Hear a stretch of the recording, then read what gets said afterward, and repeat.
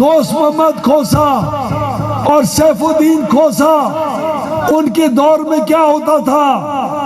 کیا یہ ڈیرہ غازی خان کی گلیاں بھول چکی ہیں؟ کیا 46 گروپ کا نام آج آپ کی یادداشت سے ختم ہو چکا ہے؟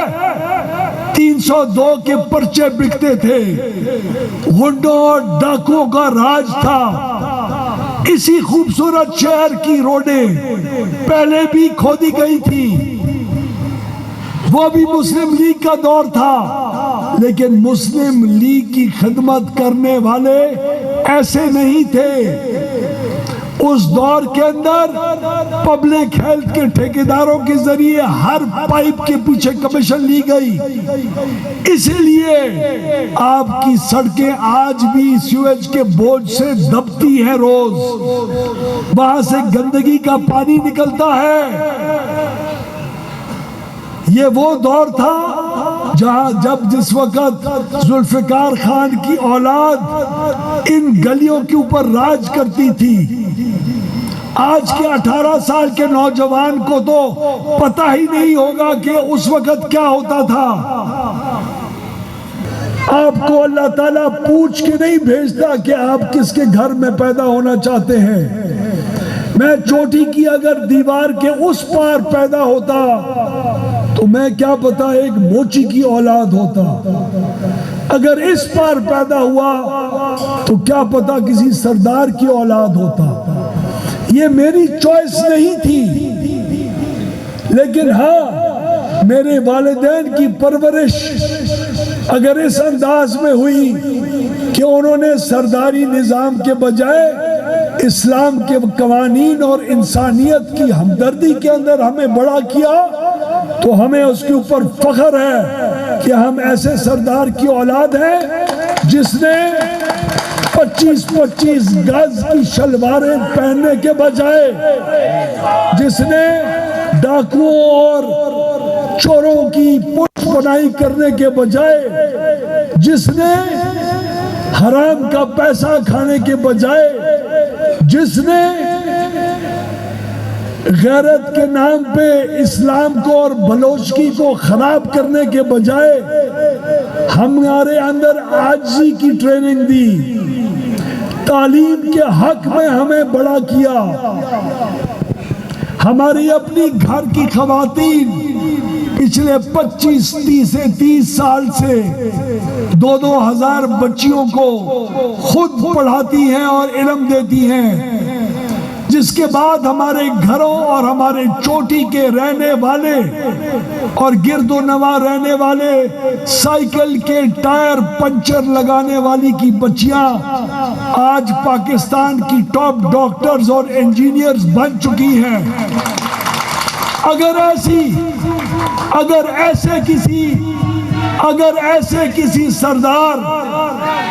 ایسے کسی سردار کے گھرانے میں پیدا ہونے کے بعد، ایسی سردار کی تربیت حاصل کرنے کے بعد، جو بلوچ کی روایات سے پہلے دین کی روایات کو پہچانتے ہیں، جو ظلم کے بجائے ہمدردی کے حق میں ہیں، جو بغیر تعلیم کے اندھیروں کے بجائے تعلیم یافتہ لوگ ہیں، جو آج چیلنج کر سکتے ہیں کہ پاکستان کا کوئی بھی پڑھا لکھا PhD یا ماسٹرز کی ڈگری رکھنے والا ہمارے ساتھ سٹیجوں پہ بیٹھ کے ٹی وی کے اوپر بحث مباحثہ کرے تو ڈیرہ غازی خان کی عوام ہمیں پیچھے نہیں دیکھیں گے۔ اگر ہم ایسے لوگ ہیں تو یہ سرداری نظام اور سرداروں کے خلاف لڑنے والے کھوکھلے نعرے کس کام کے؟ ان کا بھی دور آپ نے دیکھ لیا، ان کا 4 سال کا دور ہمارے 50 سال کے دور سے زیادہ طاقتور تھا۔ ان کو ڈیرہ غازی خان کا چیف منسٹر اس جماعت کو پچھلے 4 سال کے اندر نصیب تھا۔ ہمارا دوسرا مخالف دوست محمد کھوسا اور سیف الدین کھوسا، ان کے دور میں کیا ہوتا تھا؟ کیا یہ ڈیرہ غازی خان کی گلیاں بھول چکی ہیں؟ کیا 46 گروپ کا نام آج آپ کی یادداشت سے ختم ہو چکا ہے؟ 302 کے پرچے بکتے تھے، غنڈوں اور ڈاکوؤں کا راج تھا۔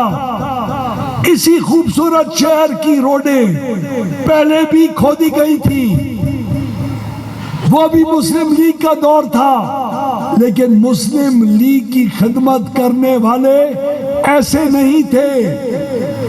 اس دور کے اندر پبلک ہیلتھ کے ٹھیکیداروں کے ذریعے ہر پائپ کے پیچھے کمیشن لی گئی، اسی لیے آپ کی سڑکیں آج بھی سیویج کے بوجھ سے دبتی ہیں، روز وہاں سے گندگی کا پانی نکلتا ہے۔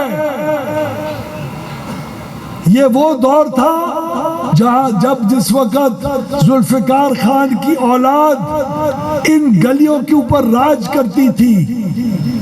آج کے 18 سال کے نوجوان کو تو پتہ ہی نہیں ہوگا کہ اس وقت کیا ہوتا تھا۔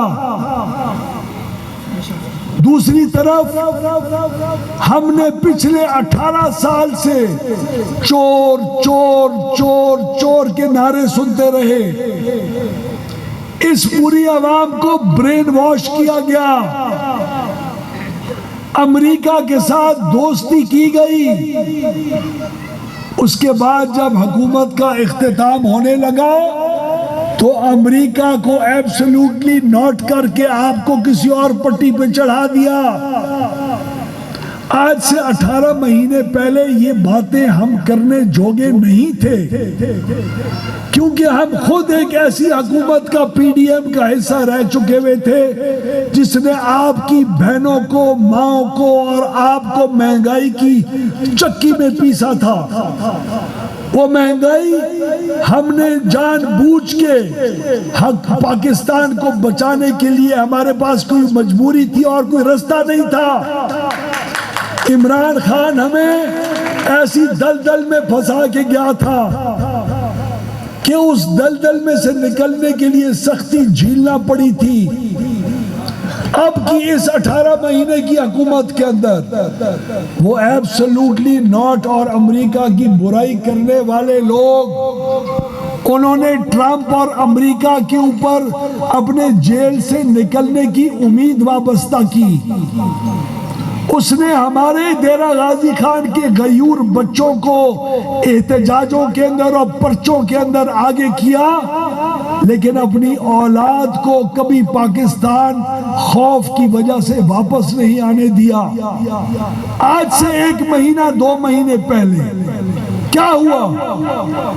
کیا ڈیرہ غازی خان کے لوگ دیکھ نہیں سکتے؟ کیا ڈیرہ غازی خان کے لوگ فیس بک نہیں دیکھتے، ٹک ٹاک نہیں دیکھتے؟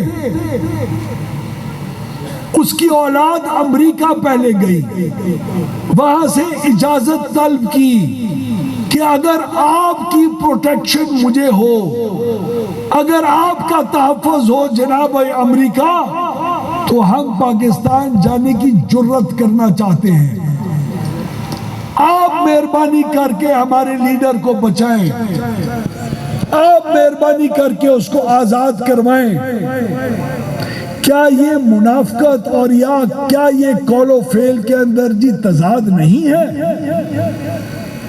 جس کو چور چور چور کہا، اللہ نے دکھایا کہ اسی چور کا الزام لگائی ہوئی حکومت اور جماعت کے ہوتے ہوئے پاکستان کو اللہ نے بین الاقوامی سطح کے اوپر اور یونائٹڈ نیشنز کے اندر وہ عزت دی جو 1965 کے بعد ہم میں سے کسی نے نہیں دیکھی۔ میں 55 سال کا ہو گیا، 1971 میں پیدا ہوا۔